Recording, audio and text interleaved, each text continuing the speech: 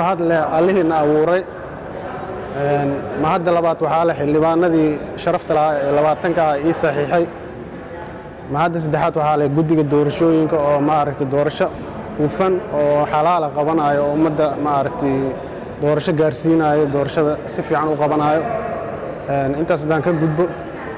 waxaan salaamayaa ummadda Soomaaliyeed meel kasta ay ku nool yihiin meel kasta ay joogaan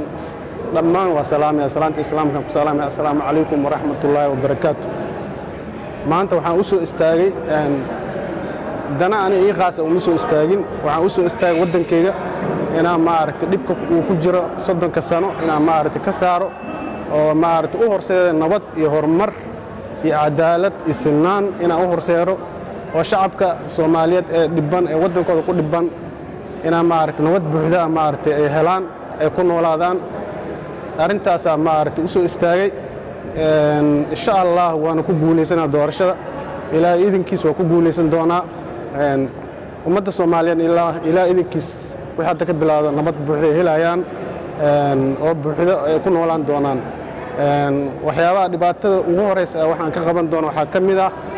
oo aan ka balan qaadaya inaan joojiyo oo maaragtay oo meesha ka saaro oo soo afjaro dhibaatooyinka hadda ummadda ay aadka u dhibsadeen ay kamid tahay in qof Soomaaliyeed oo shacab meel wada iska maray qaraxyada ay ku dhintaan shirqoolada shacabka Soomaaliyeed lagu dilo amnigo dhan gacan adag ayaan ku qaban doonaa insha Allah waana amni ka bedelan dawladihii soo maray oo Soomaaliya soo maray oo ummadda ay maaragtay uga arki doona insha Allah aan keenaya hadda sidii amniga lagu sugaan ahaan magaalooyinkan hadda aan ku noolnahay Muqdisho iyo magaalooyinka kale amnigan waxaan ka bilaawi doonaa magaalada Muqdisho waxaan ku xijin doonaa Shabeellaha Hoose Shabeellaha Dhexe muddo 5 bilood gudahood aan rabaa inaan intaas amni ugu dhigo ilaa idinkiis wadanka oo dhanna waxa hal san gudaheed inaan amni ugu dhigaan rabaa arintaas hadaan ka gudbo waxaan rabaa inaan fariin u faro ama aan maaragtay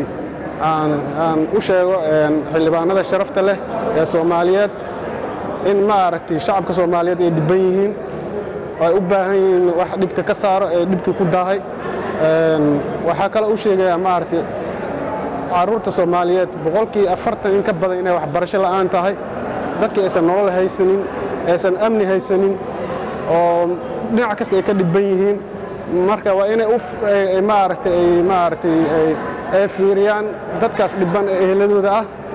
iyo dadkii maaragtay oo ayaga soo doortay ee maaragtay ay matalayeen ummadda Soomaaliyeed dhan ay matalayaan marka ummadda Soomaaliyeed waa inay maaragtay arintoodaas aysan meel cidla dhigin insha Allah waa inay maaragtay arintaas ay maaragtay si fiican u fiiriyaan aysan waxyaabaha qaar aysan ka fiirin noloshooda iyo wax ayaga u qaaska ah waa og yihiin laftirkooda hadda wadanka dhan waxay ka joogaan laba hotel oo la kala dhaho SYL ay ka degan yihiin iyo Al Jazeera hotel ay degan yihiin ka socda ma ay laftirkooda amni u baahan wadanka dhan amni u baahan yahay arintaas insha Allah qof wax ka qaban kara ay wax kale ugu soo istaagay ilaa idinkiis marka ummadda Soomaaliyeed waxaan ugu bishaareynaa ilaa idinkiis inaan